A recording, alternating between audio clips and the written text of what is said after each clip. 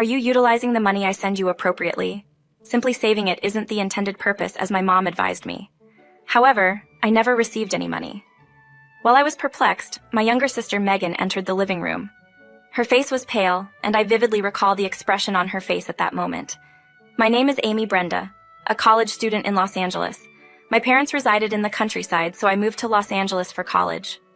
My family consists of my mom, sister, and me. My dad passed away in a vehicle accident when I was little, and our mother raised us on her own.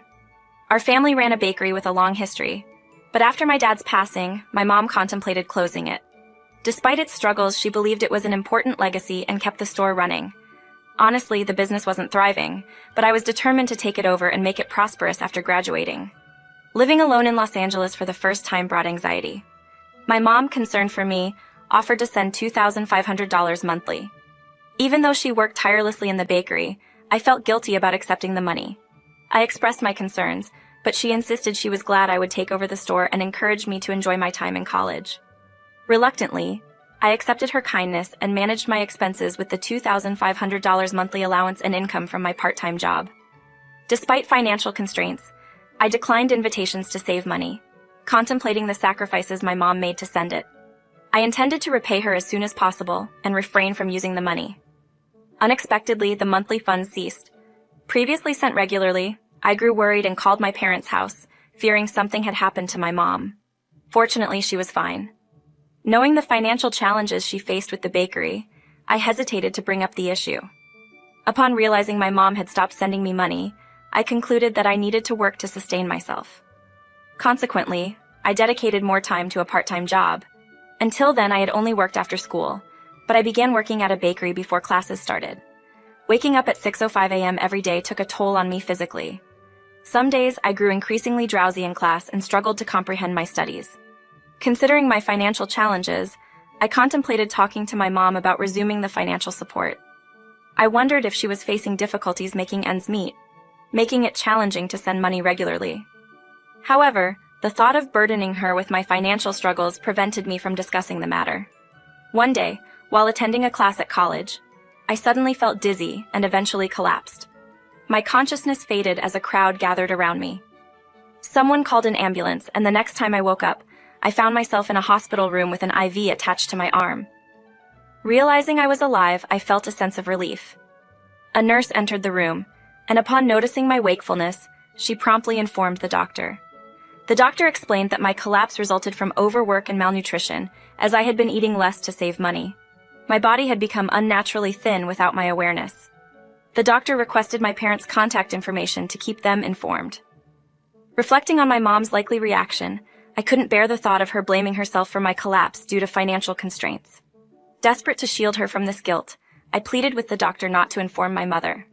After my tearful appeals, the doctor relented, stating that he wouldn't inform my parents this time, but warned that if such an incident recurred, he would have to contact them. Relieved by his decision, I made a resolution to balance my part-time job with adequate rest to prevent future collapses. During this challenging phase, I received a phone call from my younger sister Megan, who was 3 years younger than me. She was flashy and had a penchant for trendy things, a sharp contrast to my humble demeanor. Since junior high, Megan began dyeing her hair and frequently returned home late at night, adorned with heavy makeup. Her behavior led to multiple calls from the school to my mom. The last time we played together was in our early childhood at the park, and as far back as I can remember, we hadn't interacted much. Megan and I were complete opposites in personality and interests, never really getting along. When I left for Los Angeles, the only words exchanged were a curt, "Take care, okay." Megan, on the other hand, seemed increasingly interested in my life in Los Angeles and started reaching out frequently. Despite our differences, it appeared that Megan envied my experiences in Los Angeles. She often asked about the city's attractions and the stylish women there. At 20, a high school senior, she seemed intrigued by the flamboyant and fashionable life in Los Angeles. Though we had our share of troubles in our younger days, I felt that we had come to understand each other a bit better at the time. However, there was one thing we still couldn't see eye to eye on: our family's bakery.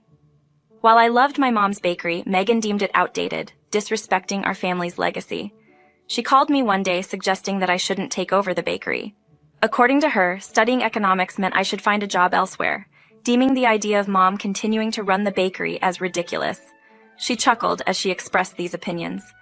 Despite my anger at Megan for insulting the beloved bakery, I recognized that everyone had their distinct point of view. It wasn't as if Megan was going to take over the bakery, so I decided to view her suggestion as just one among many. One day, I received an unusual phone call from my mom. Her tone was serious, and she shared that Megan had been acting strangely. Megan had been going out at night more frequently, returning home late practically every night. While it was not uncommon for Megan to go out at night, the increase in frequency had my mom worried. When questioned about her whereabouts, Megan would simply click her tongue and ignore the inquiry. Concerned about potential trouble, my mom anxiously awaited any information about Megan's nighttime activities. Concerns for Megan led me to return to my parents' house during the summer vacation. Riding the train, the anticipation of seeing my mom after a long time made my heart race. Returning to my parents' house, a spacious dwelling in the countryside, felt different from when I lived there, given my modest room. Eagerly approaching, I rang the doorbell, and my mom opened the front door. Seeing her healthy and welcoming relieved me. She mentioned closing the bakery for the day to prepare my favorite meals, and the enticing aroma wafted through the house.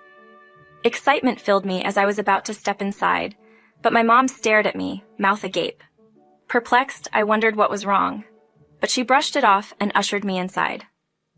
In the living room, she turned to me and asked why I was so skinny, a question that left me momentarily speechless. I soon realized she was astonished by my weight loss since our last meeting. Reflecting on my busy college life, preoccupied with academics and part-time work, I hadn't paid much attention to my body. However, the drastic weight loss was apparent as my clothes were now a size smaller than when I lived with my mom. Concerned, she inquired about the money she had been sending, urging me not to just save it, but to ensure I was eating well. Perplexed, I mentioned not receiving any money recently. Hesitantly, I revealed my struggles, working part-time jobs, facing hunger, and falling. Her face paled upon learning I had collapsed without receiving money. I explained my assumption that the business wasn't doing well, leading her to stop sending money. To my surprise, she disclosed that the bakery was thriving, attributing her financial support to Megan. My mom had been sending $2,500 to Megan monthly, with the expectation that she would forward it to me. As I pondered this revelation, Megan returned home, confirming my hunch. She must have gone out with someone, dressed inappropriately for the countryside. Unaware that I was home, Megan was surprised to see me, much like my mom, who was taken aback by my skinny figure. My mom questioned Megan about the money she was supposed to be sending me. Curious about the delayed financial support, my mom inquired, "By the way, what's up with the money you are supposed to send to Amy?" Megan's face turned pale, and it became evident that she was incapable of lying. My mom pressed further, seeking an explanation for the missing funds. Megan, seemingly at a loss for an excuse, remained silent.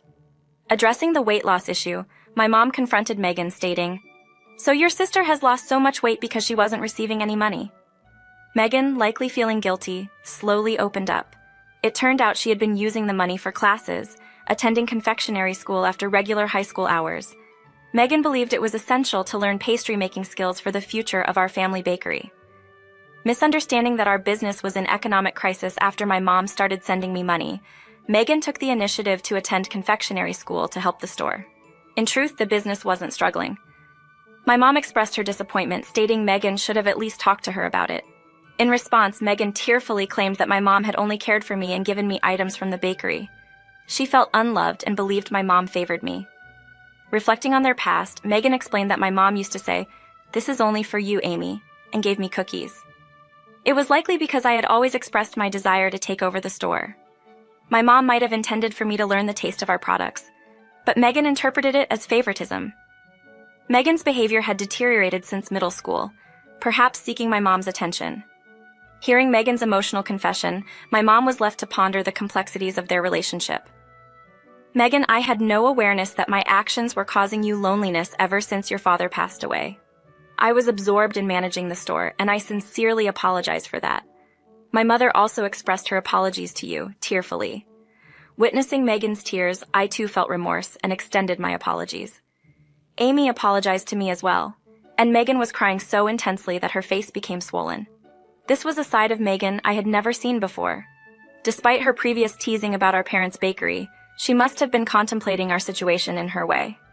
In that moment, a profound love for Megan welled up within me. I forgave her, reassuring her that it's okay as long as it doesn't happen again. Following that, I had a conversation with my mom. Subsequently, I suggested covering the cost of Megan's confectionery school. My mom, initially troubled, listened to Megan's story and realized the money wasn't spent frivolously. After contemplating for a while, she agreed to provide financial support on the condition that Megan help with the bakery alongside Amy in the future. Upon hearing this, Megan cried and rejoiced even more. This incident unexpectedly brought our family closer together.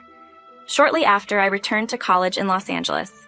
From the next month onwards, $15,000 was properly transferred to my bank account.